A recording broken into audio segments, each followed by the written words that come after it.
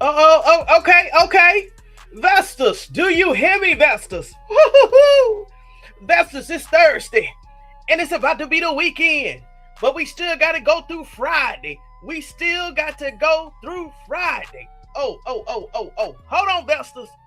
Let me go ahead and bring myself to the stage. I hope y'all ready. Hey, what's up, Vestas? Oh, my. Guess what, Vestas? I had two epiphanies today.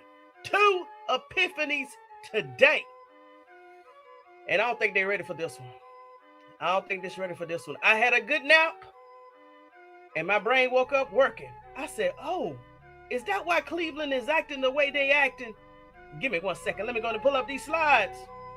And I'm about to go ahead. We about to start this show. I don't have no fluff tonight. It's only Shedeur and the Cleveland Browns and all these quarterbacks they talking about. I'm going straight to the gusto. Hold on, let me go ahead and upload these slides. Come on, Vestas. Oh, Vestas. I think this is why they mad, Vestas. I got an epiphany. Two of them. Let's go ahead and put that on up there. And while those slides are loading, let me go ahead. What's up, SDP1208? What's up? Let's see here. Oh, Lord, I don't want to sound like Martin up in here. What's up, Slim081? What's up, my friends? We Vestas over here, the Vestas community. Oh, I got my fire. It's time to go. I already got my fire up in here. Oh, yeah, that was me, y'all. Hey, it was a delay. It wasn't me. It was you. It was StreamYard. What's up, Amber Love? I hope you got your notes, Amber. What's up, Donna C? Good evening, everybody. Come on. Ooh, it's Thursday, and we're about to make them mad. I don't got no fluff. It's all Shedeur Sanders and the Cleveland Browns media. I may be wrong. I don't think I'm wrong. But y'all gonna say, yeah, Tony, I think you've been drinking too much. I ain't even had a drink yet. But trust me, after this right here, I think I found something, y'all. Let's see here. What's up, Justine? Ooh. Let's see here. What's up, Faith? Oh, happy birthday, Faith. To all the Vestas in the room. Faith went out on us. Faith went missing. Guess what? Faith had a birthday on Monday. So everybody in the chat say happy birthday, Faith. We've been missing your presence. We knew something was up. It was her birthday, y'all. So everybody, please give Faith a happy birthday in the chat, in the comments, please. Cleveland woke up on a big one. Oh, what you talking about? I hope we talk about the same one, because there's a player and everybody, and yep, I'm going to play that clip. Everybody is showing that clip of Jarvis landing. And guess what? That's going to be the baseline and the foundation of this live tonight. Yo, y'all don't know what I found out. Kevin Stefanksi thought he was slick. Kevin Stefanski, out of all the people, thought he was slick. What? I woke up with that news. Hold on, y'all. Let's see here. Barry already told him. Oh, they did. Oh, gosh. Oh, God. Hold on. Let me go back to my comments. I got too happy. Hold on. Barry said he's sick of you. Did he really say that? Donna? Don't tease me now. Did Andrew Barry already drop the hammer on Cleveland Browns? I know they've been quiet, except for that Adam the Bull he gonna get it too tonight. What? Hold on, I'm put my glasses back on. Hold on, y'all done got me excited. What? Barry said drop that, so these haters. Really? What did I miss? I was digging up other receipts on Kevin Stefanski and the media. Oh my. Hold on, I need to ping somebody in the background to see if they can pull up something while I'm in this live. Golly. Okay, there we go, Faith. Happy birthday, Faith. Yes. Happy birthday, Faith. Happy birthday, Faith. Happy birthday, Faith. What's up, Sherelle? What's going on, Sherelle? How you doing, Sherelle? Yes, thank you so much, Tony and the Vestas. Come on with it. Please make sure. Oh, come on, Donna. Yeah, make sure y'all hit that like button. And guess what, Vestas? I don't know what happened. we gonna say YT. Okay, the algo. You know what I'm talking about, the algo. Listen, a Vesta reached out to me today, and she's in the chat. I don't know if she want me to put it out there, but Mita Lee, wherever you are, I know you in this chat. Thank you so much. Mita Lee contacted me today and said, well, Tony, how many more do you need just to reach 1,000? I said, this time about 26. She said, hold on. And I'm like, what? 2 hours later, I got the proof. I was 2 away from that magic number I'm trying to hit, which is 1,000. I said, oh my gosh, you did that. Thank you so much, Vesta. Then guess what? An hour later, YouTube took them back. I'm finna show you the proof. Hold on, Vestas, and then we're gonna start. Hold on. Yes, happy birthday, Faith. Happy birthday. The new video of Shedeur, you got it. Ah, gosh. Oh. Okay, I gotta find it. Okay. Who's in the video, Amber? Is it just Andrew Barry talking? Because the only video I've been seeing circulating today is the one with Jarvis Landry. And that's where I'm going to start today. I'm so hot. I need water. I don't know if I took my medicine, but what I found today, Sherelle. It's on the Cleveland Browns page. Okay. Hey, what's up, Val? I think that's what they call you. Hey, you on Color Live? Listen, make sure you got your no-show jacket and your vest, because it's one that's about to go down tonight. You hear what I'm saying? What's up, Maria? Oh, she back in the room. She's also, what's February? Aquarius. She's also Aquarius. Hey, everyone, what video? I'm trying to tell you, I missed one. I got to find it. Hey, Vestas, Deborah Carter up in here. Everybody up in here tonight. I saw that. Oh, my God. I think YouTube is messing with Shedeur Sunday supporters. Thank you so much. No, it's just a Shedeur Sanders promo video about him going through college and the pros. Growing up prime song.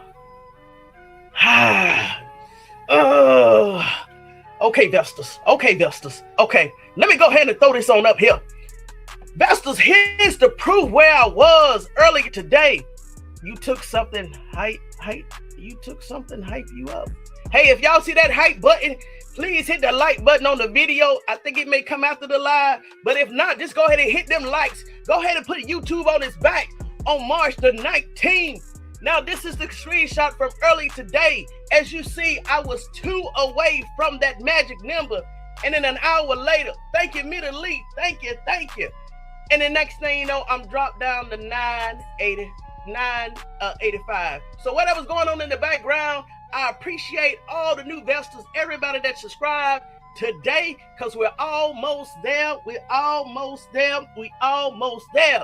Whew, they don't know once I hit that magic number, we're going to be putting YouTube, especially Cleveland media, on this back every week, every other day. And if they mess with me the wrong way, I may go back to back on them 1 week. What? Let's see. You look, let's see here. Yes, ma'am, you got it.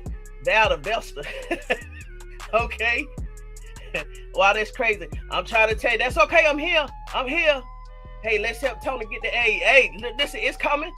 You got this, Tony. You coming. So I just want to show that proof. Listen, they took them away. Do you see it on the screen? They took them away, but it's okay. Maybe they doing a check just to make sure it's not a bot, but they shouldn't have dropped me like that. Good Lord. Let's see here. Let's keep going. Oh, no, I ain't want to show him. Now, let me calm down. Let me take this down. All right, Vestas. So this is the clip that's been going around all day long. Hold on. Is this a new Vesta in the house? Peace and blessing, Vestas. Peace and blessing, Vestas. If you're new over here, we do talk about God, faith, and football. So hopefully that don't scare you off. But based on that, I don't think it's going to scare y'all. But if you're a new Vesta, welcome to the Vestas community. Woo! You in for a treat tonight if this your first one. Okay, Vestas. Now, Jarvis Landry. Everybody's been playing this. So let me go ahead and put it up here so y'all see exactly what I'm starting my foundation on tonight. Here we go. Let's go. Let me go and turn on this music real quick. That shit bothers me, right? Even the shit he had going on with Shedeur, you know what I'm saying? if you have a guy there that could be your franchise maker, that can change the organization, you know, and I'm not sure what was going on in his brain or why he didn't want to play him or whatever the case may be. It doesn't matter. But I have a problem with coaches like that. Like, to me, his resume is not good to me at all. Just being real.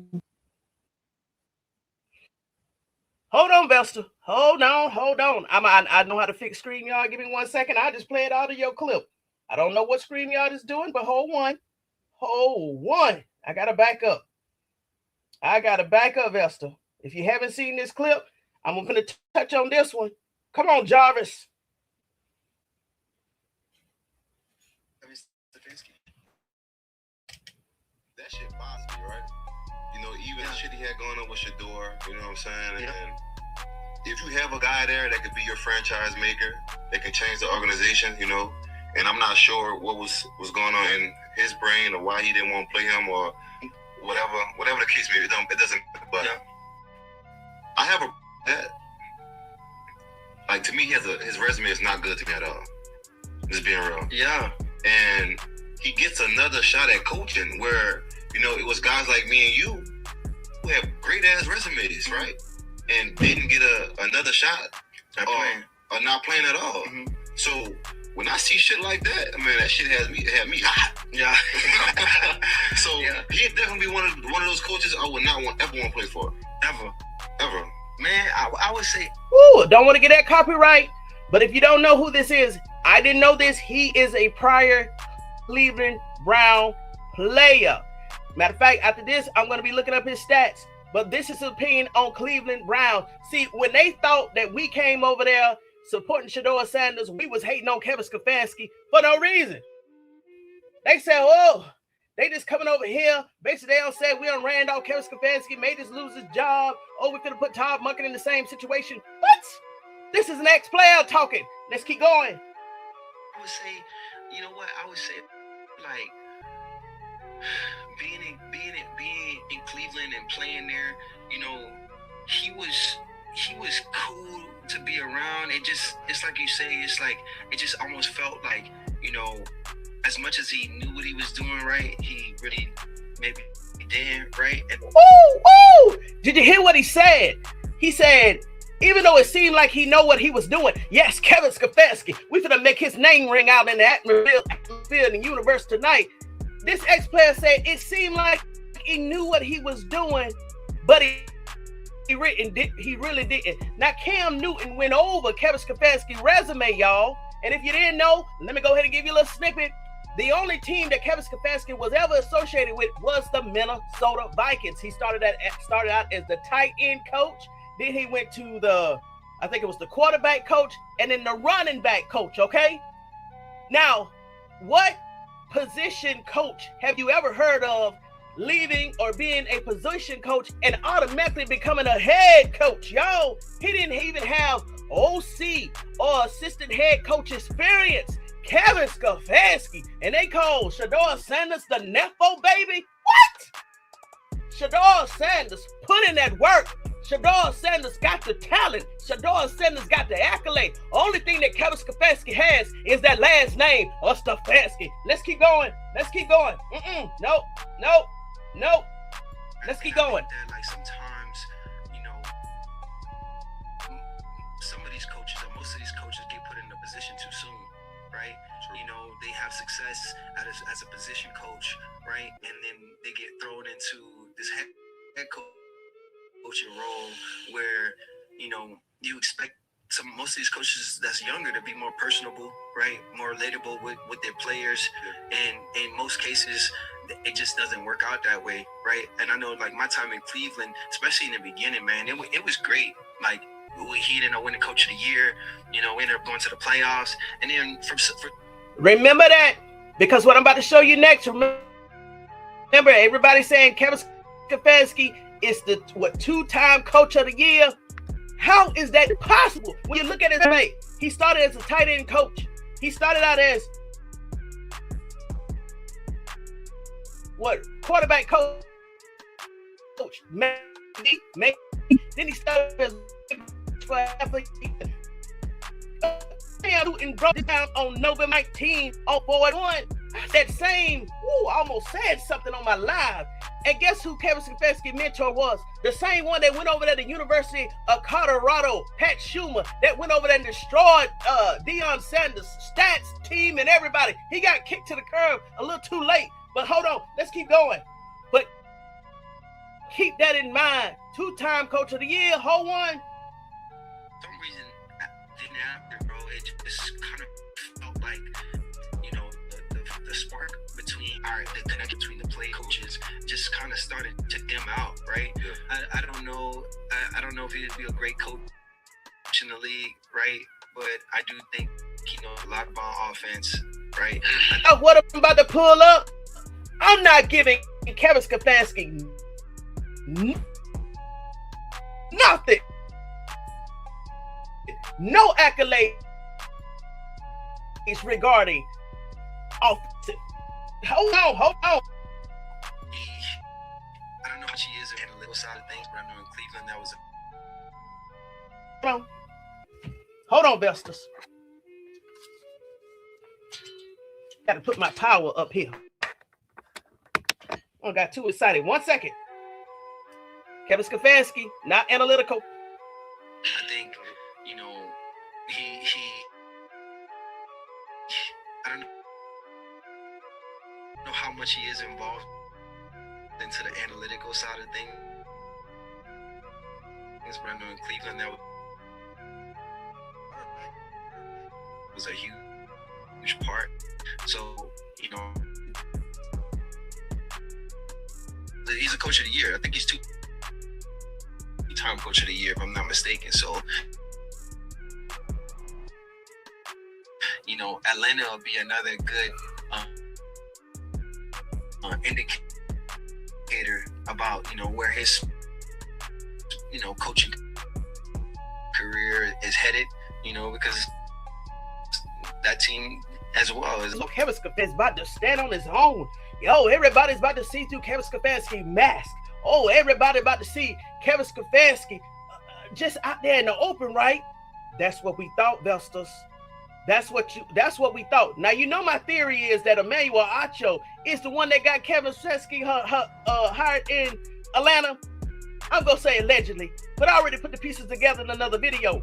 But Vestas, I'm thinking this year right here, I'm like, Kevin Stefanski out there on his own. Okay, he pulled Tommy Reese there. Okay, that's a crutch. But y'all, guess who Kevin Stefanski's biggest crutch that he's gonna lean on in Atlanta? Let me go ahead and take this off the screen. Tony Talks Vested Up. What you talking about tonight? This is who I'm talking about, Vestas. I asked one question. I woke up with this epiphany. I said, well, hold on.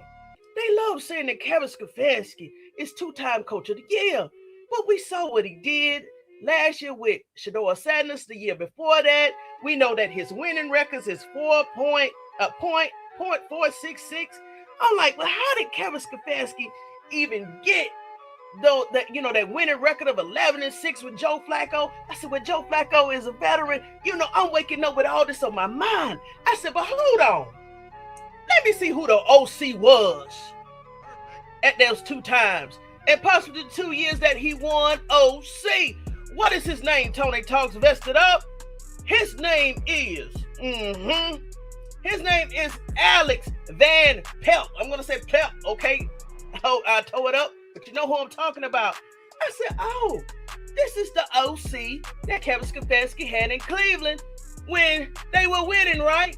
Because as you see, this player said he's not very analytical. Okay. I said, well, let me find out where he is in 2026. Where was he at 2025? I'm thinking this man on retired. Guess who Kevin Stefanski brought in?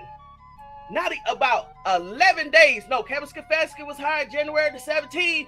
Guess who Kevin Stefanski brought into the Atlanta Falcons as the QB coach this year? The same Alex Van Pelt. PLT. I said, Kevin Stefanski is slick. Kevin Stefanski know that he don't know how to call plays. You know why?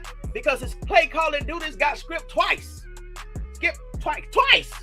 I said, oh, Kevin Stefanski, I'll pull the rabbit out the hat for 2026. So you got Tommy Reese as the OC. Yeah. And then Kevin Stefanski went back and grabbed Alex Van Pelt to come to the Atlanta Falcons with him. If you can't read the slide, let me go ahead and put it on the screen. Ooh, Kevin, I'll pull that rabbit out the hat. Let's see here. Come on, StreamYard. Come on with it. Ooh. The Atlanta Falcons hired Alex Van Pelt as a quarterback coach in January 2026, reuniting him with head coach Kevin Stefanski following his stint as the New England Patriots offensive coordinator. Hold on, Vestas. Kevin Stefanski may be a horrible coach, but he ain't dumb. What? Let's keep reading. Specific financial terms of Van Pelt's contract with the Falcons have not been publicly disclosed. Do you know that the Atlanta Falcons, Matt Ryan's Arthur Blank down wrote this man, the biggest check ever in history, and they ain't gonna tell nobody. See, Kevin Stefanski, he's walking in Atlanta like he's coming in with all this bravado and he's head coach of the year. No. It's the weapon behind him that if Atlanta is going to win this year, it's because of Alex, the one that got him coach of the year twice, hypothetically, right? I ain't looked at the dates, but let's just keep going. The role in Atlanta is going to be the quarterback coach. Previous experience served as an offensive coach for the New England Patriots. Okay, 2024, the Cleveland Browns. 2020, the 2023, and the senior offensive assistants of the Rams last year. Hold on. So he was at the Patriots in 2024. Hold on. The Rams almost made it to the Super Bowl. Oh, this man is still doing his job. Oh, Kevin Stefanski ain't slow. And they haven't disclosed his contract yet. That man probably got a blank check in Atlanta. That's why Kevin Stefanski really isn't nervous in Atlanta, because he know he don't pull the big gun behind him. We just missed the piece, but not on March the 19th. Oh no, Alex. Oh, Kevin Stefanski ain't said nothing about Alex. Now I don't watch the Atlanta Falcons media, talking heads, pundits, but I never heard this man's name came up. And now, okay, they just pulled Tua over. Okay, this man seemed like he got some good coaching skills as a quarterback. Then, let me see here. But see, believe it or not, y'all, I'm just gonna put it out there. Even though his role in Atlanta, and I could be pushing investors, his role is a quarterback coach. But in all the other places, he's been an offensive coordinator, even with the Clevelands, even with the Patriots, even with the Rams. I think here he's just a placeholder because Kevin Stefanski, he needed somebody that he's comfortable with, which was Tommy Reese. Remember when Tommy Reese got hired in Atlanta, the Rams was still in the playoffs. So Kevin Stefanski, he couldn't pull this big gun under his shield at that time because Alex was still in the playoffs.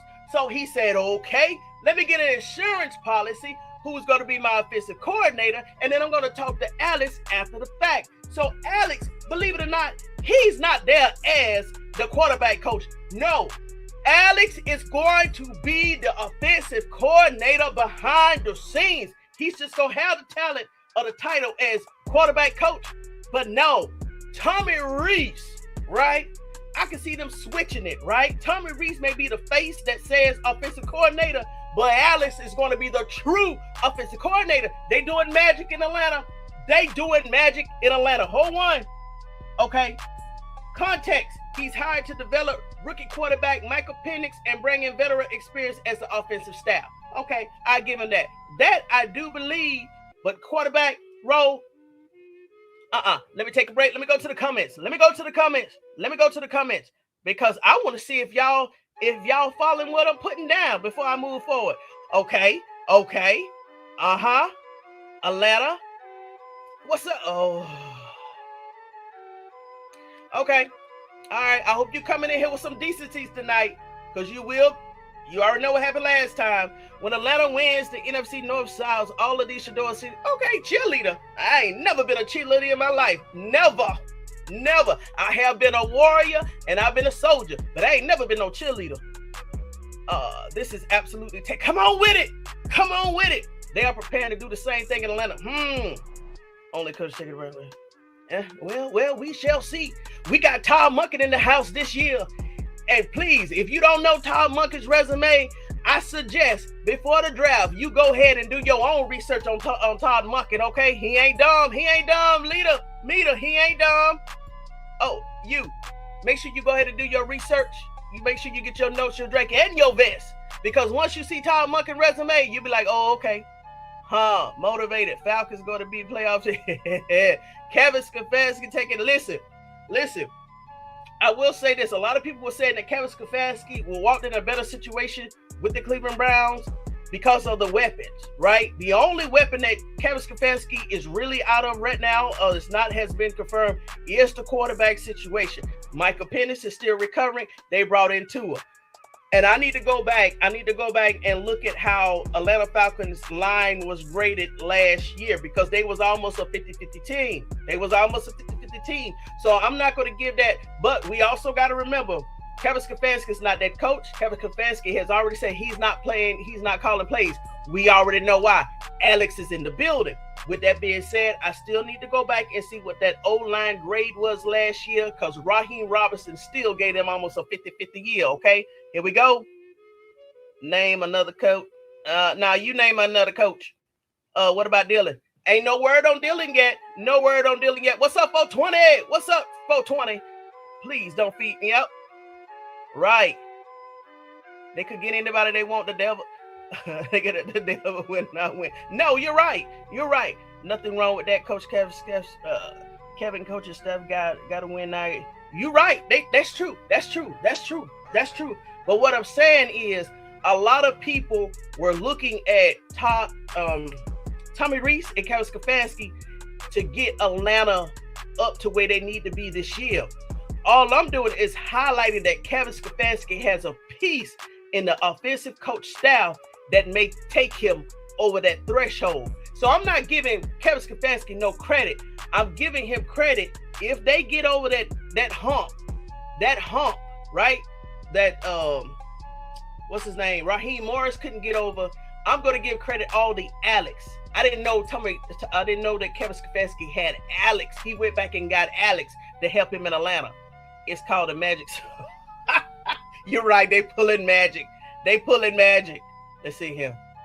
All right. I think I got everybody. All right. So let's keep going. Now, what else did I find out about old Alex? Let's see here. Oh, so Kevin Stefanski got hired January the 17th. Alex Van Pelt was hired as the quarterback coach for the Atlanta Falcons, with the team announcing the move on January the 31st. Okay. Previously, he served as the senior offensive coordinator, assistant for the Los Angeles Rams in 2025. Following his stint from this is all we talked about. Okay. Look at the last sentence. He joins the Falcons staff to work with head coach Kevin Stefanski, with whom he previously worked with in Cleveland. That is when they had the most success. Well, Tony Talks Vested Up. All right, we see that piece. So, as Jarvis Landry just said, Kevin Stefanski is not analytical at all. He said he may give him some credit. No, he did give him some credit for being an offensive coach. I'm not going to say a genius, but he gave him some credit as being an offensive coach. Well, Alex left in 2023. 2024, they sucked. Well, hold on. So why in 2025 they had success? Because Alex wasn't there. Kevin Stefanski was calling plays. Tommy Rees was calling plays. But hold on. What was the difference? We already know what that difference was, Vestas. Hold on. Let's see here. Motivated. I've been a Falcons fan also my life. I'm from Georgia. And welcome 420. Welcome 420. Raheem was terrible. Hey, he had a better winning record than Kevin Stefanski. And he was only there for 2 years and still had a better winning record than Kevin Stefanski. Donna C. Tanking with Tua. Kevin getting ready to be embarrassed by Atlanta. Well, with Alex, we need to actually see. Alex has a pretty good resume. Alex, based off the resume, pretty good resume. That's Kevin Stefanski's hidden weapon, believe it or not. Because everybody's talking about Tommy Rees as the OC. Nobody's not even looking at who the quarterback coach is. But they're going to flip positions. They're going to flip positions on paper, okay? Well, behind the scenes, they're going to flip positions on behind the scenes. On paper, quarterback coach, offensive coach, but behind the scenes, Alex will be doing all the work, okay? Tua going to throw for... That's possible. I'm not going to take nothing away from Tua. I just don't want him to get hurt. That part, you think the city talking. Okay, let's keep going. All right, so I've been doing some more thinking, right, Vestas? As you know, I'm a thinker. So, Alex left 2023. 2024, they suck. 2025, Shedeur Sanders comes in. Okay.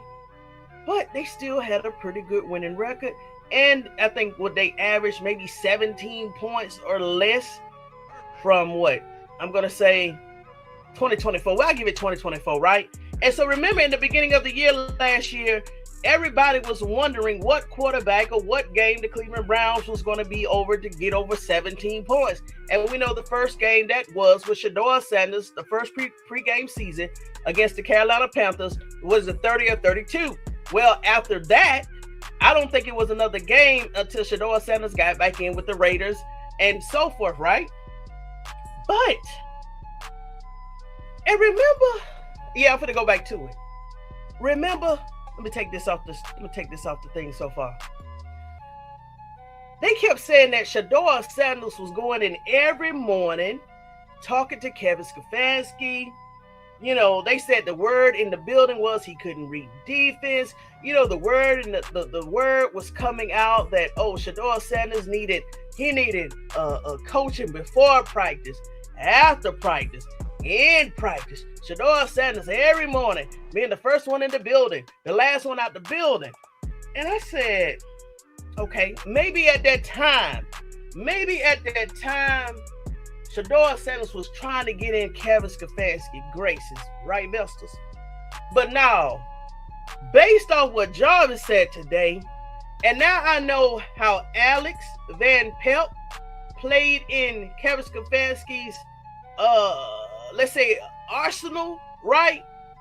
You know what Shedeur Sanders was doing those mornings that he was going in? Because there was no gap between Alex and Shedeur Sanders. Shedeur Sanders was going in helping Kevin Stefanski read defenses. Shedeur Sanders was going in helping Kevin Stefanski probably come up with some potential plays. Shedeur Sanders, I truly believe Shedeur Sanders was the one going in helping Kevin Stefanski come up with potential plays. Y'all think I'm playing and y'all think, no, not over here. But the people that don't know me and my content, they may think I'm going overboard tonight. Nah. I'm not. Hold on, Vestas. Hold on. I'm finna go. Oh, you are drunk. I love it. Somebody has agreed that I'm drunk. Oh, one. Kevin is the best coach. We shall see. Woo! I made it. What's up, Mel? You coming at the right time because I'm gonna hit him across the head. Listen, Faith, you know it. Let's see here. Kevin and Alice always been working together. I didn't know. That's right. There you go. I didn't know this, Coach. Coach 88, Coach JC 88. I didn't know this. I stumbled upon this today. I said, oh, we can't count. Basically, we cannot count Kevin Stefanski out this year because he got Alex. See, all I've been hearing was Kevin Stefanski, Tommy Rees, and all the free agents, Tua and everybody. But nobody said nothing about Alex has reunited with Kevin Stefanski. We gotta watch it. We gotta watch this year. Raheem. All right. Okay. he still had a better winning record than Kevin Stefanski. Absolutely. Nobody's throwing. They broke down offense. Amber, please don't feed. Yeah. Let's see here. Hey. Let's see. Broke down. The best RB. Oh, okay. Hey, I haven't had a drink yet, but I'm going to have one after tonight. Of course, we got the Browns when they meet up this year in 2026. We got the Browns this year. Atlanta is a QB away. I give you that. I did say that. The only piece Kevin Stefanski is missing. But they definitely not going to draft a quarterback. They got Tua, they got Michael Penix, and they probably potentially going to get Dylan Gabriel. But that hasn't happened yet. So maybe Kevin Stefanski, you know what? Hold on. God darn it. I need to see when Atlanta, because they're not picking. Man, they're not picking. They're not picking in the first round. I need to see what round Atlanta draft pick is this year. Because my worst thing is I do not want them to get Taylor Green. I do not want them to get Taylor Green. They do not have a first pick. They got round 2, pick 48, round 3, pick 79, round 4, round 6, and round 7. Hold on. Kevin didn't do anything for Shedeur Sanders. That's right, he did. And guess what? Shedeur Sanders already came there as a complete package. Oh, y'all Vestas. Oh, Vestas. I got something for you. I got something for you. Hold on. Faith, exactly. I saw that on the field. Exactly. That's why Shedeur Sanders took his head and said, come on with it. Come on with it, 420. Shedeur Sanders wasn't going in there to learn from Kevin Stefanski. No, Shedeur Sanders was mentoring Kevin Stefanski as the head coach. After Alex left, and y'all, I hope I'm not screaming. After Alex left in 2023, right? Kevin Stefanski had nobody to lean on except for himself. Now, Ken Dorsey was there in one of those years. I don't know what years, but when Shedeur Sanders came in with the knowledge that he had, and he was able to read defenses, and he was able to make all these plays without an offensive line, you mean to tell me that Kevin Stefanski didn't see Shedeur Sanders as an asset last year? Hold on, Vessels. I'm getting to it. I don't want to ignore your facts. I'm gonna see your comments. Facts. Shedeur Sanders can't read. Man, you gotta be crazy. You gotta be. Oh, don't you go nowhere motivated. Kevin Stefanski, most definitely. And guess what? He still rised above the cream. He still was uplifted. What? 2026. I'm going to send you the clip where he told Skip to play. I'm going to send you the clip where he told Kevin Stefanski to play. He said that was good. Listen, ToneyTalksVestedUp@gmail.com. Send me anything you got. Shedeur Sanders been calling. Come on. Deion Sanders said when Shedeur Sanders was 7 years old, he was changing the plays in the huddle. And Deion Sanders said right then and there, he knew he had something. Come on. They don't call him grown for nothing. Faith, he tried to sabotage and abuse Shedeur. Shedeur had to call his own place. And come on, everybody know that. Shedeur, that's why Pat Sharma, we have been through this many times. Pat Sharma took the sleeve from Salter because he saw the damage that Shedeur Sanders was doing against his play calling, sitting up there in the tower. Shedeur Sanders changing the plays in the. Hey, we talking about Shedeur Sanders. We ain't talking about we talking about Shedeur Sanders. Hold on. You don't gotta believe Tony Talks Vested Up on the 19th of March. Believe what I'm about to show you, okay? What's up? How you doing? What's up, Vesta? Shedeur had the man, you gotta be crazy. I've been saying Kevin didn't know what he was. Come on! Did you not hear what Jarvis Landry just said? What? What? 48. What? Come on with it. Shedeur had dummy himself down. Come on! Vanilla play calls just like Pat Schumer. They know what they was doing. Pat Schumer, the same one that just got relieved and fired this year, probably picked up that phone and said, nah, NFL, he changes. Remember, they hated Shedeur Sanders this time last year because word got around that he was changing plays in the huddle. Well, you're a quarterback, right? Your perspective of the field is different from somebody on the sideline. I thought that's what quarterback's supposed to do. He's not the only one that has changed plays in the huddle. What we talking about?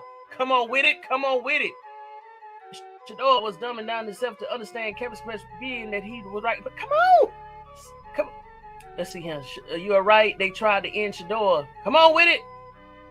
Do y'all see the stop? No, I have not watched it. He basically said he learned more. Now, What She Said Sports did put that up there. She did put that up there. Yeah, she did put that up there. I was watching some of the clips he's been showing him. Okay. Hold on. Let me get to the next thing, okay? Let me get to the next thing. I'm going to come back to the comments. All right. Is this the one? Do I want to show you the clip first? Let me go ahead and go through these slides before I go to the clip. All right. No, I got it out of order. Hold on, y'all. I got a surprise for y'all. Oh, my gosh. Tony Talks. What? It has been written. This is PFL's, what they recorded last year regarding Shedeur Sanders, right? Hold on. Let me go back one slide. What? Now, I made a point I think that Shedeur Sanders was helping Kevin Stefanksi understand what was going on the field. I sure do. You know why Shedeur Sanders, beside all his accolades that he came from Colorado with, his father was Deion Sanders, one of the most prolific cornerbacks in the NFL. So if I was Kevin Stefanski, of course I won't tell the world, but yeah, I would have had, matter of fact, what if the truth was Kevin Stefanski asked Shedeur Sanders to come in so early and help him go through the playbook, even though the story came out that Kevin Stefanski was helping Shedeur Sanders go through the playbook? What if it was reversed? What, Tony Talk? Come on, that's a stretch. Oh, really? Is it really a stretch? Because as we know, and we already found out all the receipts, I did a video on it before I came public. The same characteristics that they gave Shedeur Sanders, they put it on Dylan Gabriel's back. And all of Dylan Gabriel's strength and weaknesses, they put it on Shedeur Sanders' back. This ain't the first time they all did a switcheroo. So Kevin Stefanski, instead of the story coming out that Kevin Stefanski helping Shedeur Sanders before and after practice, let's reverse that. Shedeur Sanders was helping Kevin Stefanski understand the plays and the defense of the NFL. Why? Why do I say that? Here it go. I want y'all to look right here. Let me go ahead and pull it up. I'm going to go ahead and take myself down. I want y'all to go to the third column, the third screenshot, where it says high level play win in structure. And this is also why the Cleveland Brown media, especially, I'm going to call their name tonight. Let me put my face on camera before we go there. This is why the ultimate Cleveland show is scared out of their wits. That's why it's anybody but Shedeur Sanders. Because once Shedeur Sanders gets that O-line, once Shedeur Sanders demonstrates his ability to do what he's able to do with a good O-line, the ultimate Cleveland show will lose all credibility. They will lose all integrity. They will probably lose their whole entire fan base, except for the racers that are over there that love all those talking points. Let me go back to what I was talking about. Let me pull it up. That third column says high level play when in structure. When Shedeur Sanders plays on time and within structure, he flashes high level processing. What? We already know that the Cleveland Browns got Shedeur Sanders pennies on the dime, pennies on the dollar. We already know this. Even Andrew Berry said they got him for a steal. Ooh, oh my gosh. What? It led to the third highest clean pocket PFF passing grade among draft eligible quarterbacks. Colorado offense doesn't rely on a ton of RPOs and screens, instead asking Shedeur Sanders to process a lot of pre and post snaps. Now, wasn't it Mary Kay Cabot that came out and said that Dylan Gabriel was the supercomputer? No, Shedeur Sanders is that supercomputer that everybody was switching the characteristics between Dylan Gabriel and Shedeur Sanders. Hey, guess what? I didn't say it. All of Shedeur Sanders didn't save it. This is PFL. All right, let's keep going. Shedeur Sanders. Hold on. Let me stress this again. High level play, winning structure. He flashes high level processing. If you need to take a screenshot of the screen, do it. Okay. Instead of asking Shedeur Sanders to process a lot of pre and post snaps, Shedeur Sanders said they asked Shedeur Sanders, why is he able to be so effective in the game? Shedeur Sanders says, oh, because before the game, I've already played the game in my head. Shedeur Sanders, I said, I have already called all the plays in my head. He watches so much film. He already know what the defense is going to do. Shedeur Sanders said, I have already walked through all of the plays in my head. This is what he said. I didn't say it. Shedeur Sanders said this, right? All right.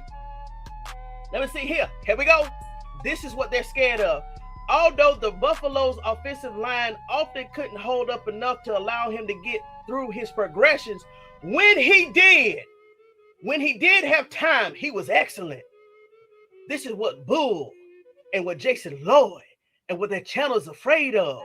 They know that once Shedeur Sanders get on that field this year with that O-line, it's over. They have lost all credibility.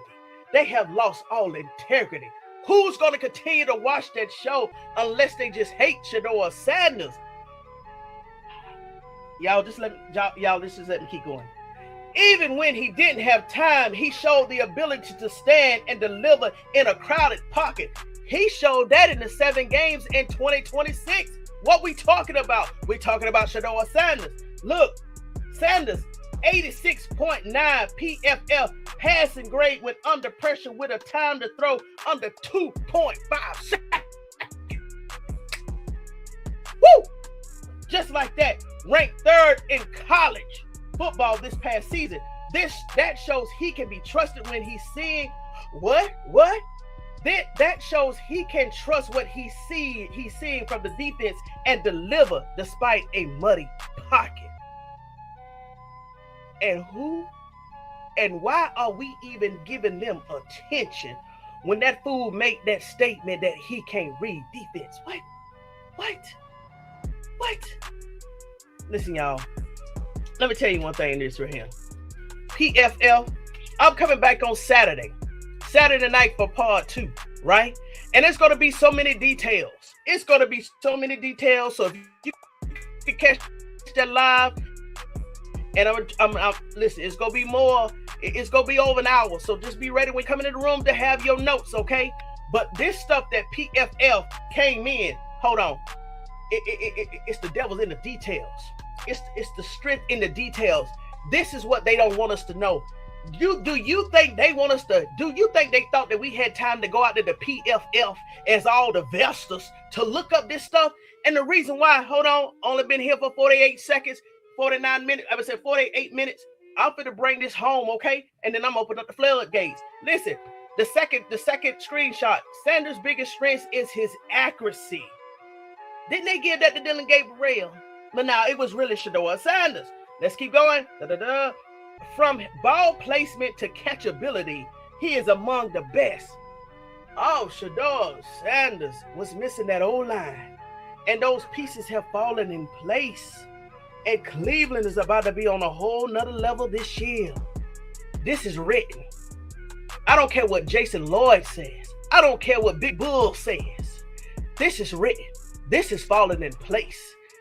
Everything that they have said in the last year, it's about to be muddy over there. You hear what I'm saying? Let's see here. Sanders finished 2024 with the 3rd highest accuracy rate and the 5th lowest rate of uncatchable throws in FBS. Listen. Go ahead, take a screenshot. I'm finna keep pushing. Okay? Come back Saturday, and we're gonna walk through this some more. But I want to get to something like this. I want to get to, hold on. I want to bring this up. I want to get to something. Let me go ahead and move my head. Vestas, I haven't lost y'all, have you? I hope I haven't lost y'all. Hold on, let me go ahead and change this right here. Let me change this view. And let me change this view right here, Vestas. Because here's something I want you to see on this slide here. Let me go ahead and put it right here. All right, Vestas. I want y'all to look at this summary real quick.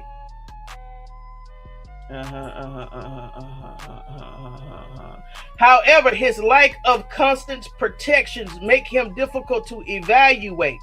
When he can't stay on time, he's an efficient quarterback who is willing to take hits in the pocket and deliver passes. We already know this. The style play. Okay, last sentence. Still, if he can make play on time more often, his accuracy and turnover avoidance can lead to a long, successful career in the NFL. All right, let me come back to the screen. All right, so we all got that out the way. Very important information. What have I dug up?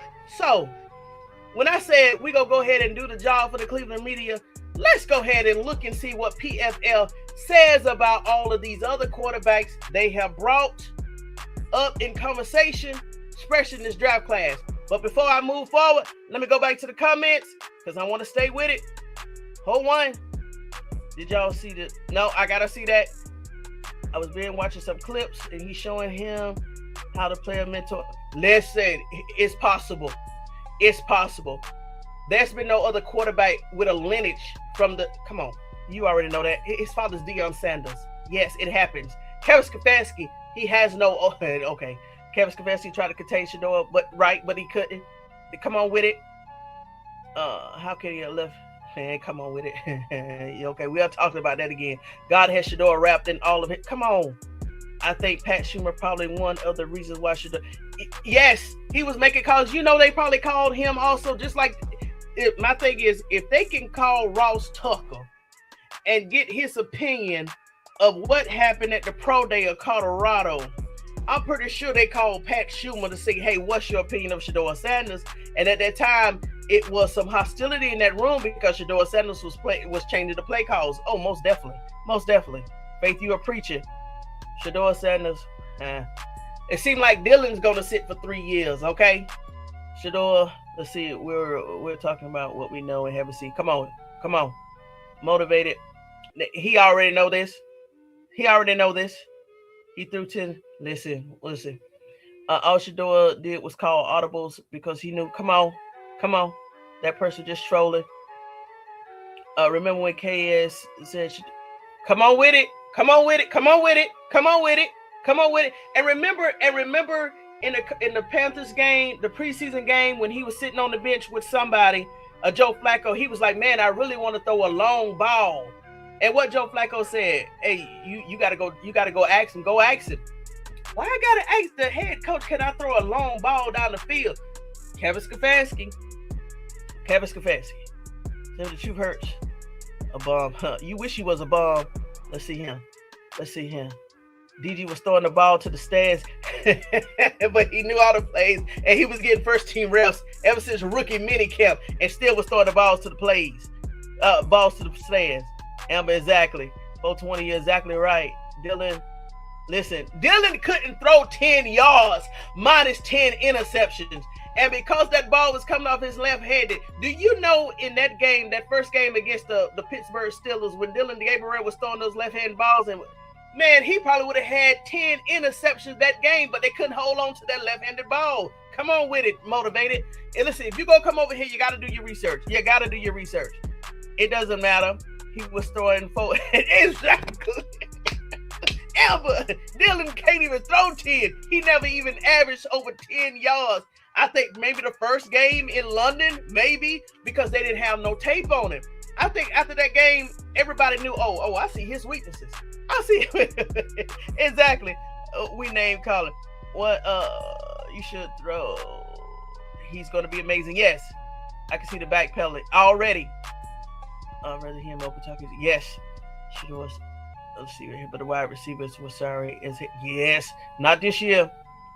Shedeur didn't have first-team reps in preseason development and won more games than Flacco and Dylan combined. He would have one more. Everybody knows that. Shedeur is good, but he needs a good line.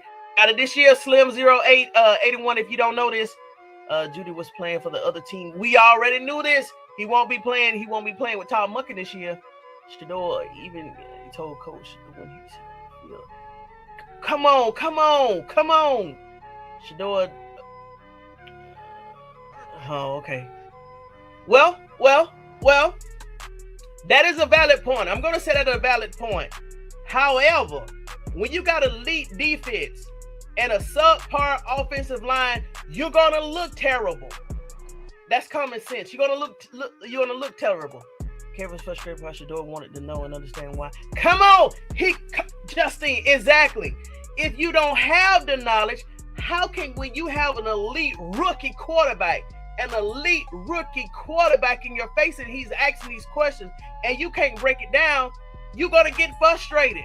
You're going to get to a point where you don't even want to call his name out in public. And we've been through that over 30-something days. Kevin Stefanksi wouldn't even call Shedeur Sanders' name. Come on with it. Don't want to be, okay. Jerry Judy Hopcott, listen. Ass in the grass. The devil in the details. Woo, y'all eating it up tonight. Good gracious, y'all eating it up tonight. What's up, Blind Beauty? I hear you, Miss Tony. Okay, we still in here. Okay, let's keep going. Most of us are watching. Thank you. Big Bull. Yeah, Big Bull. Listen, Big Bull is nervous, okay? UCSS have been eating off the Shedeur Sanders fans ever since Shedeur Sanders got drafted. The reason why I know that, I even subscribed to that channel. When Shedeur Sanders got drafted, they just popped up in my timeline. I remember times when they were 30,000, maybe 30,000, 40,000 strong. I think the last time I looked at them, they had jumped up to 75,000. When I said that Shedeur Sanders should be able to claim the whole entire Cleveland media as dependents on his taxes this year, I was not playing. Shedeur Sanders have made those people so much money this year. They should be uplifting that young man, but they're tearing him down because the lies are more profitable than the truths. Come on with it now. I just said something. Motivated. Just need guts. Come on. Most of us have been watching Shallow. Hot Mike. Sis, that has that best button all the way. Thank you, Mel. Thank you. Facts. All right, Vestas. Let's keep pushing. All right. Now, it's a clip. Okay, I'm going to play this clip, the small clip right here. So remember when we went through the combine, right? And then I'm going to get through this clip, and then we're going to go to the receipts. And then if you want to peel off after I go, because I want to do a clip that Cam Newton did. It's about 13 minutes, so I'm going to do that last. So as of now, remember when I did the combine and I was calling all the times out in terms of the defensive players that came out this year, defensive tackles, especially those defensive edges. And I said that Myles Garrett, yes, defensive player of the year, needs to get faster in order to simulate what Shedeur Sanders is going to go over, come against, especially if the Cincinnati Bengals, they draft David Bailey. And we already know that the Baltimore Ravens have already acquired Trey Henderson. Listen, if all the teams outside of the AFC North, if they're dumb, let's say if they're dumb, those three other teams in AFC North, they're very smart. They know that Shedeur Sanders is going to have a breakout year this year. They have gotten their own versions of Myles Garrett. Why I keep bringing this up? When I say that Myles Garrett needs to simulate and get faster, and so that he can demonstrate to Shedeur Sanders those plays, especially those defensive players, even on the left or the right, he needs to simulate exactly what Shedeur Sanders is going to go through this year. Well, why I keep bringing this up? One of my beloved quarterbacks of all times, prior NFL retired quarterbacks of all times, who I think also should be able to get an opportunity in the NFL. If they pull in Joe Flacco, another thing, don't forget, Kevin Stefanski may be behind the scenes trying to pull Joe Flacco back to Atlanta to give him that insurance policy, because if you don't get Dylan Gabriel, he's only going to have Tua and Michael Penix. He still needs a veteran quarterback, somebody that's going to get him in there and give him some type of stability. If not, I don't care if you got Alex Van Pelt in there or Superman himself. If you don't have a quarterback to throw down the field, you're going to be very limited. You're going to have to rely on your tight ends and your running backs. And thank God they did not get Kenneth Walker III, the Super Bowl running back from last year. But this is what I'm going to. Cam Newton. This clip fell in my lap last night when I got up. Let me go ahead and play this clip. Cam Newton said, hold on, I'll let you hear what he's saying. Hold on. I hope this is the one. Yeah, this is the one. Luke August Kuechly played against. Was you talking about practice? Hold on, let me restart it. Let me restart it. Here we go. Now, fan question of the week. Let's see what we got. Takeem Seals says, who was the toughest defensive player you played against? Luke August Kuechly. Play against. Was you talking about practice? I went against him in practice. Like my 2015 year, I might as well owe that to Charles Johnson, Luke Kuechly, Thomas Davis, Josh Norman. Oh, yeah. So many players on that defense just made me better. We practiced different. Like it was just, oh my goodness. And then I'm drawing a blank, but man, those guys, bro, we got the best out of each other, more normal than we have in years. It just was like, bro, we competed almost so, like there was times where we almost came to blows. But the thing that I wanted people to understand about that was, as soon as we got into the locker room, everything was cool. Everything was cool. You left it all on the field. But on the practice. Sylvester, that was a very short clip. I wanted to bring that up.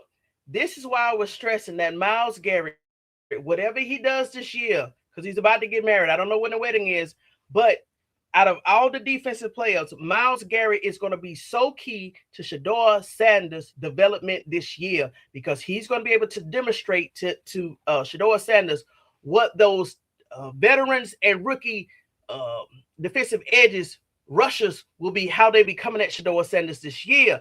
That's why the Baltimore Ravens, they got Trey Henderson. Listen, even though Max Crosby did not get picked up by the Baltimore Ravens, the Ravens knew they had to find their own versions of Myles Garrett to rush Shedeur Sanders, because without that, Shedeur Sanders and the Cleveland Browns by default would be AFC North by champions by default, because the other teams didn't have those edge rushers.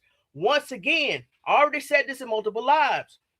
The Cincinnati Bengals, out of all the players that went on day one and day two, what player did I say that they met with after the first day of the combine?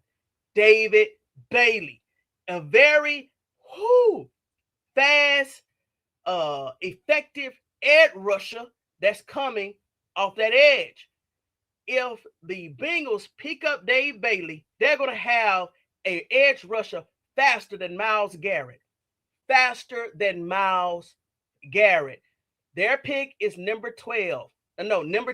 We need to see if the Cincinnati Bengals pick up David Bailey, round 10, pick 10. They got their own version of Myles Garrett, a younger and faster version than Myles Garrett. Let me go ahead and continue. All right, so that's one clip. So let me go back to my notes. Hold on one second. I've never heard Shedeur Sanders' teammates blast him until then. I don't believe in none of this. Man, yeah. What's up, Go Bucks? Hey, if you're new to the community, welcome to Tony Talks Vested Up and all the other Vestas. Imagine coach. Sports team. Come on with it. I know. They messed up their whole draft.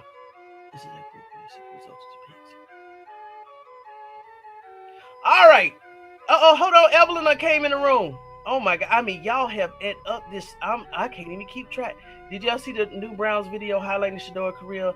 You know what, Detroit Gemini, somebody brought that up. I have not, but before my next live, I definitely will. I was glad G Bush checked bull against Shedeur Sanders. Now I will say this: I'm going to give G Bush his props. Yes, he did. Yes, he did. Yes, he did. Greetings, my sister in chat. Just getting settled down. As one of my grandsons. Hey, we good. You know, as long as that repay is available, hey, it's all good over here, Evelyn. Now, let's go ahead and do the jobs of the Cleveland Brown media. And it took that long to get to this point, but you know I had to set the stage.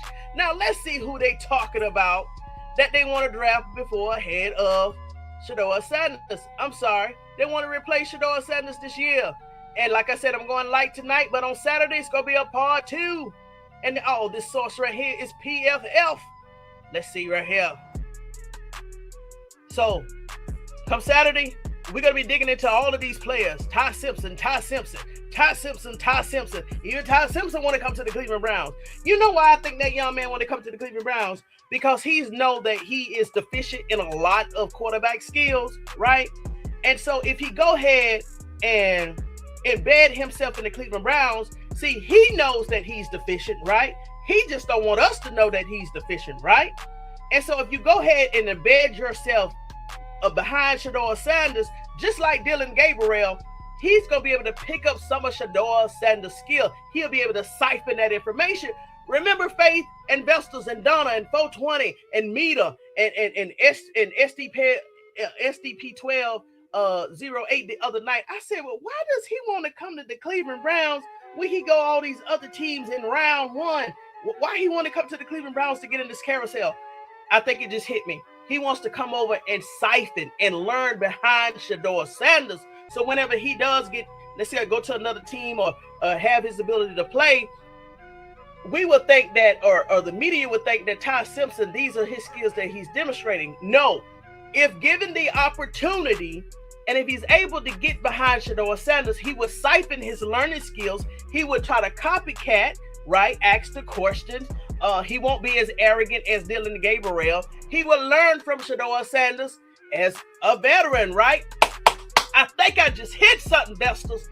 This is why Ty Simpson was flirting with the Cleveland Browns and no other teams. See, we thinking that he was getting over here to be arrogant or to get in the headlines. No, he know he's deficiency. Out of all the quarterbacks and out of all the teams, why the Cleveland Browns? He knows who Shedeur Sanders is. Ty Simpson is not crazy. He wants to siphon the energy. You know what? I'm talking too much. I'm just talking too much. But let's go ahead and go through these numbers right here, because I may just be talking too much. Once again, as Motivated Dedicated said, I may be drunk. I ain't even had nothing to drink, not even water right now. But let's go ahead and go through here. So Carson Beck, this is Carson Beck numbers on PAF. And on Saturday, we're going to go through this a little bit deeper. All right, Carson Beck. And I don't know if USCC has called his name, but these are his numbers. His overall grade, it's a 76.3. Passing yards, okay, a 3,175. And passing TDs in 2025, he is 20th of 302 quarterbacks with 26. All right. In terms of passing snaps, if you see this right here on the right-hand side, he ranks 57 in terms of passing snaps. In terms of dropbacks, 52. In attempts, 38. Passing yards, 22nd. And touching and passing touchdowns is the 20th. Okay. I'm going somewhere, Vestas. You know, when I pull the receipts, I'm finna go somewhere. Just stay with me. I ain't gonna stay on this long today, but come Saturday, we finna break this down, and we're gonna read their strengths and their weaknesses, since Cleveland Brown media is too lazy to do the work. But over here at Tony Talks Vested Up, this is what I like to do. Let's keep pushing. Oh, do I want to go to him next? No, I don't want to go to him next.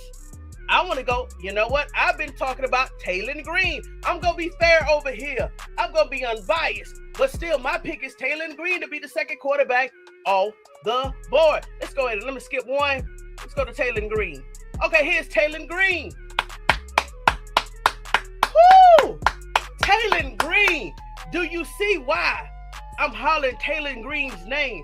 Taylon Green's overall grade is 82.5. He's 61st out of 302 possible quarterbacks, right? In terms of passing touchdown, 19 this year. Passing yards, 2,713, okay? Go to the bottom. Let's see here, 82.5. Rushing, 92.2, okay? When I read the descriptions over some of the details regarding Taylor Green, they actually saw this as a weakness. They say that he rushes, he doesn't go through his progressions. He only read one, what they call it, one progression, and if he don't have it, he takes off. I'm thinking, based off what I know now, Shedeur Sanders used to have to take off also. I'm going to look up the Arkansas Razorbacks O-line to see how they rank. 92.2, he's the first in college this year in terms of rushing yards. A 92.2. That means he also had a bad O-line, or maybe even a worse O-line than Shedeur Sanders. We already know what that looks like. Now, some of the details I did read, you know, they said, you know, he's not really a pocket passer. He rushes. He's too quick to take off. Listen, if you got 300 plus pound players coming off that defensive line coming to you, you gonna take off too. I still say that Tylen Green should be the first. I'm gonna say the first quarterback off the board, but because he didn't have an O-line, I'm gonna say second. He definitely should come before Ty Simpson. I'm gonna keep going, but we're gonna talk about this on Saturday, okay? But Taylor Green, based off this right here, to me, he's good. To me, he's good. With an O-line, once he gets an O-line, he's gonna be good. Now, and guess what? Hypothetically, let's just see if Tylen Green is the third or the fourth quarterback off the board. He may actually land in a better spot than Mendoza and Ty Simpson. So maybe I need to watch my words, because we already know the lower the pick, right? That means you're going to a worse team. So if Taylor Green does go third or fourth quarterback off the board, he's going to be probably in a better situation than Mendoza or Ty Simpson. But we need to see how it falls, okay? We shall see. But there is a lot of teams in the first 10 spots that need a quarterback, okay?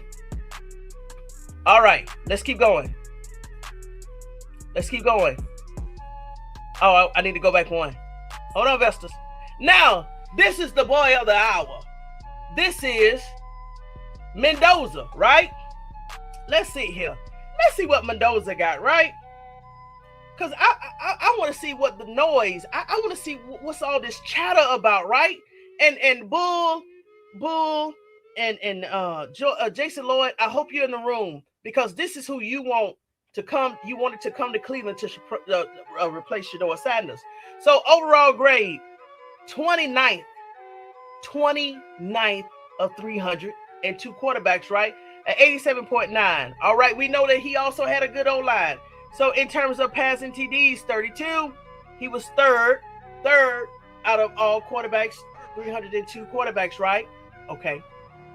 He got an O-line. He had an O-line, all right? And he had older players on that line. Hey, we're going to give him credit. We're going to give him credit with what he had.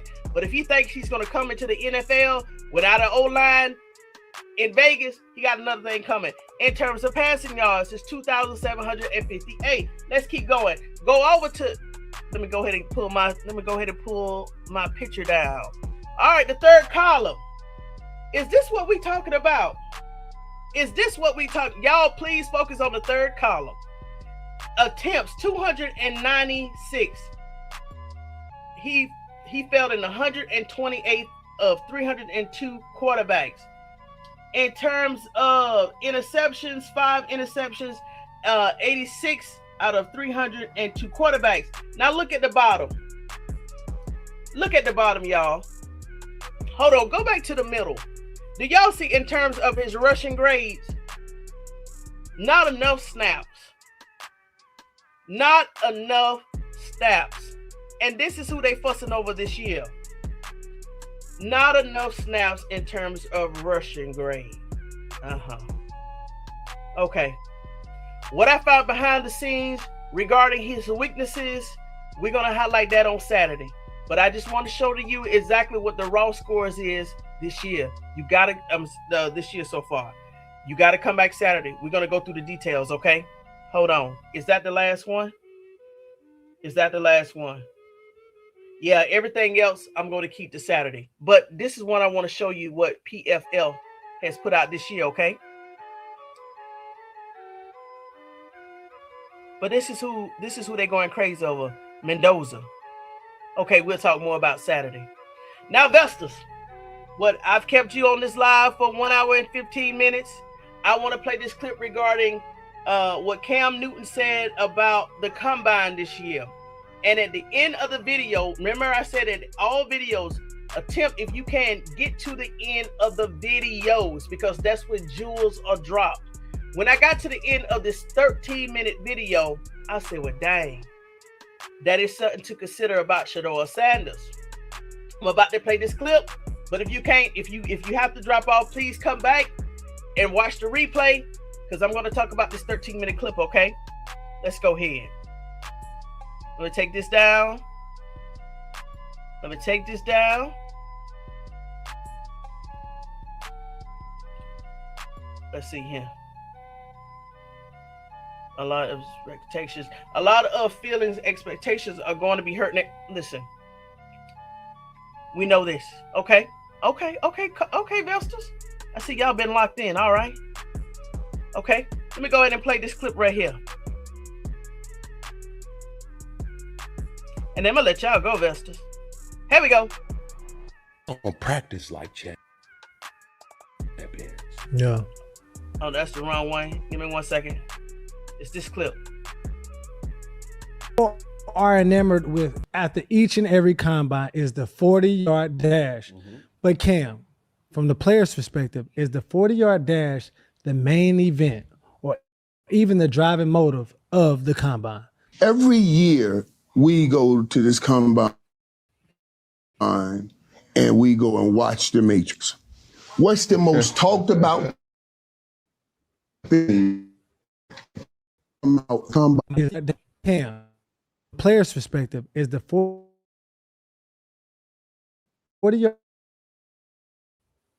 dash the main event, even the driving of every year. All right, hold on, Vestas. Hold on already. I don't know why it's doing this. Hold on 1 second. I'm just going to play it. Audio.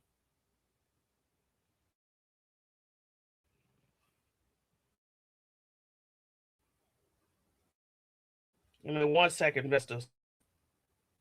Oh. Peggy, what do we have here? The one thing that people are enamored with after each and every combine is the 40-yard dash. But Cam, from the player's perspective, is the 40-yard dash the main event or even the driving motive of the combine? Every year we go to this combine, go watch the Matrix. What's the most talked about things that come out of the combine? The combine is the 40-yard dash. But Cam, from the player's perspective, is the 40-yard dash the main event or even the driving motive of the combine? Every year we go to this combine and we go and watch the Matrix. What's the most talked about things that come out of the combine? Who ran the fastest? The 40. Who ran that 40 the fastest? If Alan Rose broke this record, he broke that record. And then what we do, we all start talking about, oh my God, this year the next Tyreek Hill, man, he runs like Tyreek Hill.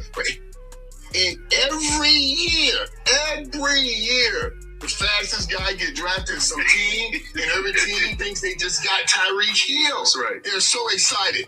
And it never turns out to be Tyreek Hill. That's right. It never turns out. Think about the last 10 years. The fastest guy came out of the combine. Where are they now? Where are they now? You could do a story. That's right. Now, hold on. Because people must understand Tyreek Hill. Okay, what Cam Newton is about to say about Tyreek Hill, I didn't know about this. What he's about to say about Tyreek Hill made my mouth drop. Hold on, Vestas. In the combine, where's that footage? You see what was a running back converted to a receiver. Tyreek Hill was not even a person or an individual that was on a day one selection promise. Tyreek Hill was a person that maximized his opportunity on special teams first. So now when you have guys like, that runs low 4.3s, 4.2s now, it gets so magnified and people lose sight of this. And I want everybody to understand, if you're asking a quarterback, who would you rather have? A fast guy or a quick guy? Mm-hmm. Every quarterback that I've ever asked that question to would choose quick over fast every single day. So remember when I broke down the combine and I said that Carnell Tate had 2 bad run times, but I said that a lot of people said that Carnell Tate was still projected to go to the Cleveland Browns at number 6. I say, hey, yeah, if you consider the run time, that's one thing, but a lot of teams, they consider the run times and they consider the other factors. The run time is a very small piece of the combine and the metrics and everything. Come to find out, Cam Newton is about to put everything in perspective. And then I was like, well, damn, this makes sense. This makes sense. Let's keep going. Let's keep going. But this is why Carnell Tate would probably still go in the top 10, despite his run time, because he is quick and he has very good skills. Okay, come on, Cam. Now, quick comes down to the 3-cone drill. How are you able to get in and out of your breaks? Fast comes down to the 40-yard dash. Explosiveness comes from either the long jump or the vertical jump. But at the same time, it's still the choreography to include and infuse all that together to get your athleticism. Yeah. There's been receivers and DBs that I've played with that was just blazing fast. Well, let's look at it. In a given football game, an offense may have anywhere from 50 to 60 plays. Out of those 50 to 60 plays, you may have 3 of those plays to be shot plays. Shot being big post, deep post, 9 route, this route, whatever. You'll never be able to see it. Even at the combine, they show quarterbacks power. How fast can they throw a football? How far can they throw a football? That's not how you play the game. We're governing, or we're trying to analyze certain athletes to something that you just need the film to see if they are capable or competent. There's guys that may perform well on paper with certain drills, 40, 3-cone drill, the shuttle drill. They may have great teach tape with, the dummy drill and being physical at this, but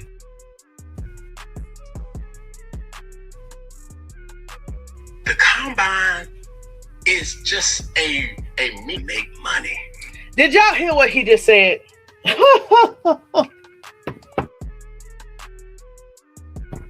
Listen, I may not watch to say, I don't know. I had fun doing the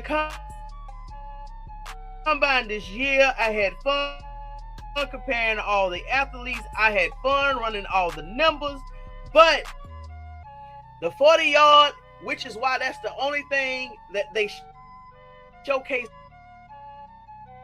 for all the athletes that are invited to the combine. They're going to show those run times, all the other money.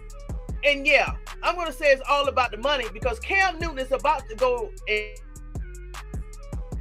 say exactly the most important piece of the combine evaluation is. Basically, take us to school, Cam. Come on.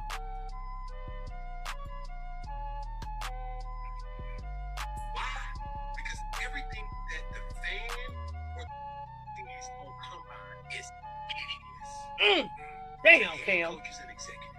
God. What really matters at the combine is for the general managers, the owners and the head coaches to really talk to the kids or the young men and ask them certain questions. That's not televised. Woohoo! They analyze certain players' body in a way to say, oh, his perfect. You're gonna have to get wherever he goes. His ankle. He already had that shit really. They don't publicize that. They publicize the bench press. There ain't movement in the actual game of football that dictates to say, hey, Aaron Donald versus Trent Williams, or if that matchup is any type of matchup, and you say, oh, strongest 25, all that time. Nobody cares. That's what We've been had, Vestas. But when it get down to the nitty gritty, we did the film that you built, because the eye and the sun most definitely will not lie. Now, what Cam is about to say in the next few make me hit my chest and clench my pearls. So just a snippet, just a quick summary of what he's about to say. Basically, I was under the assumption, like the Styles brothers, right? They blew the combine out the water. He blew the quarterback portion of the combine out the water. And then we had some wide receivers we never heard before that ran a sub 4.2. Crazy. But Cam is about to say that, guess what? Going to the combine, it does not change your potential whatsoever. Keep watching, Vessels. Because it's already in. Yeah. The thing that I will give you in closing as far as the combine, there's only situations people can get picked higher at the combine. You can never get picked lower. I'm sorry, can't get lower. Let's take Fernando Mendoza. So yes, my correction. I was correct. I was not correct. So Taylor Green, because how he participated in the combine, he can't never lower his stock. So that's good. The Styles brothers, as I said, yes, they have raised their stock. Even Mike Washington, he has raised his stocks in terms of the draft. So had correct, but keep listening. Come on, Cam. He's the penciled in number one pick. Rightfully, Las Vegas Raiders need a quarterback. They're gonna draft him there if they don't already trade the pick. If he would have performed and flopped, you still take him because of the film that you've seen. National champion, Heisman Trophy, All-American, just a competent quarterback that any franchise could benefit off of. Now, why you can't lose is you will still need somebody to perform at the combine at a rate or a level that can create some type of buzz, a tie, a Carson, to say, oh, hold on now, maybe but that's just one day. So then I'll say, would you take an... So now I know why. Remember after the combine, and I got to stop it a little bit. We almost done with the clip. We only got about 4 more minutes. And I kept saying, why after the combine, nobody's talking about Taylor Green? Why no one is talking about Taylor Green? He did get a little bit more media publicity of his draft stock and his skills and his combine highlights. But as Cam said, the combine is just one day. They're looking at that whole entire collection of films that you put out there. So if Taylor Green did not have a good O-line, just like Shedeur Sanders, that means they really cannot evaluate Taylor Green the way that he should. This is why also Ty Simpson is still getting the media buzz, because even though to me, I didn't see any flashes in the combine. But they're going off the years of the 1 year that Todd Simpson put out there regarding his collegiate resume. And as you see, we already see what his grades were regarding PFF scores. So I'm still going to believe that Taylor Green will be the steal out of the quarterback room, okay? Let me go playing this. But now I know why Taylor Green is not getting the publicity that he should, because the film that he's had for the last 3 to 4 years, and without an O-line, Sam's name is no push. Let's keep going. Unbelievable combine performance over a person who has shown you 3 years of promise in his 3 years. You think what I'm saying? So it's nothing that can do on a uncontrolled environment that will make an organization change their mind of picking them. What will change that we don't see is how do they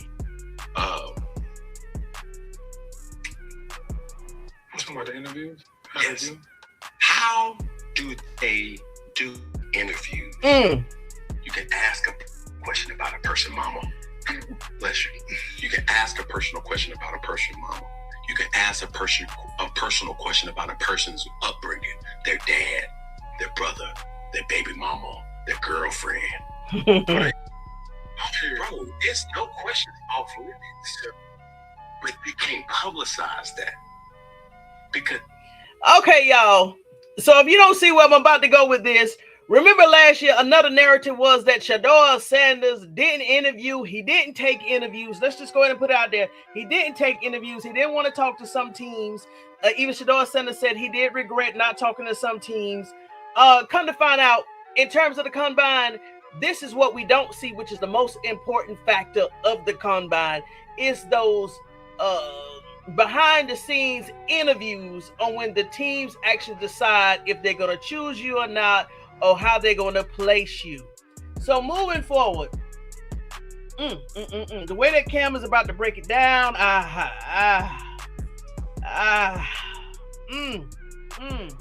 even Skip Bayless even said that Shedeur Sanders and Deion Sanders regret how they handled the interview process. So, should I let the clip go ahead and play? I'm gonna let the clip go ahead and play. Yeah, Vest. they know where they need or what they're trying to find out, they want to make you what you do on the IQ test. We want to see at certain things that we're asking you to do. That combine experience for me was so mentally strenuous. Yeah, take us through. It's like you got certain exams that first come, first serve. So you get out of the team meetings or team interviews as late as 10, 11 p.m. at night. Because you can have organized meetings, or you may get pulled in a meeting if a team were to ask to talk to you. So if I'm a pick and I see the Seattle Seahawks and they were on my schedule, but they say, hey man, you got some time? Hey, let's talk real quick. What you gonna say? No, y'all didn't book me. Hell no, you don't talk. You gonna make yourself readily available to talk to them. No matter where they are in the defensive coordinator, the general manager, the lead scout, one of the scouts. Like, you're going to conversate when you have opportunities too.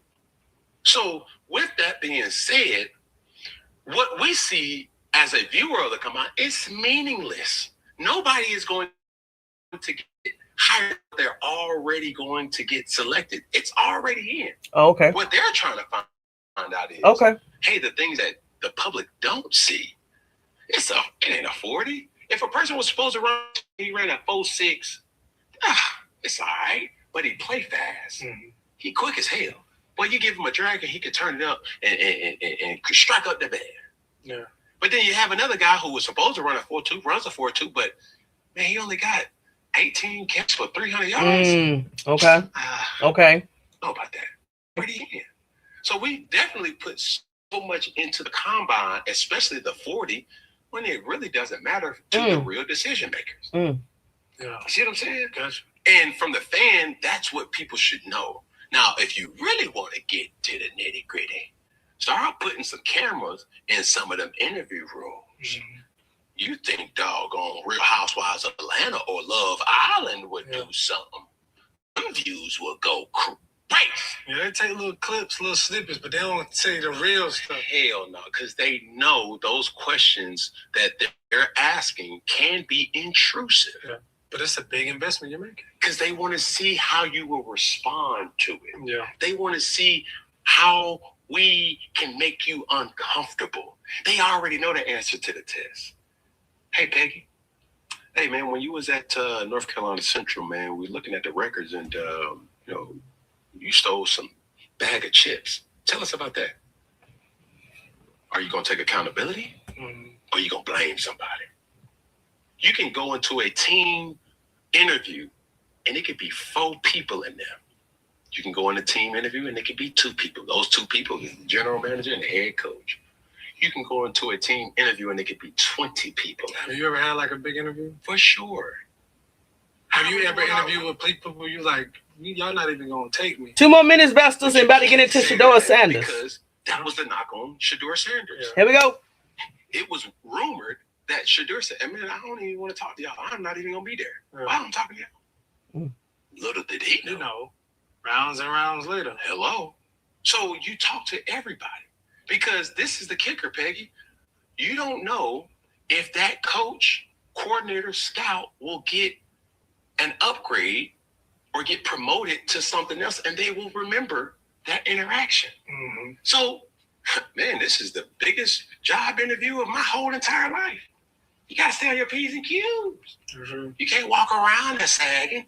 You can't walk around and acting like using the N-word and talking crazy like you're on 4th and 1. But you don't get the job done on here. You gotta talk. Yes, sir. No, sir. Absolutely not. That doesn't even sound like me. That's absurd. Absurd. Catastrophic behavior. No. Me? Not I. In the speculation? In the rumor? No. That's beneath me. If you decide to take me as your selection, I promise, I really do promise, to be the model citizen. Pristine. And your best. There we go, Peter. How you doing, Peter? Until next time, make sure you get your notes, your drink, and your best. Woo! Because we'll seal this live and we are done. Peter, we going out on you. Faith, we going out on you. Moving forward. See you tomorrow, Vestas. All right. Woo!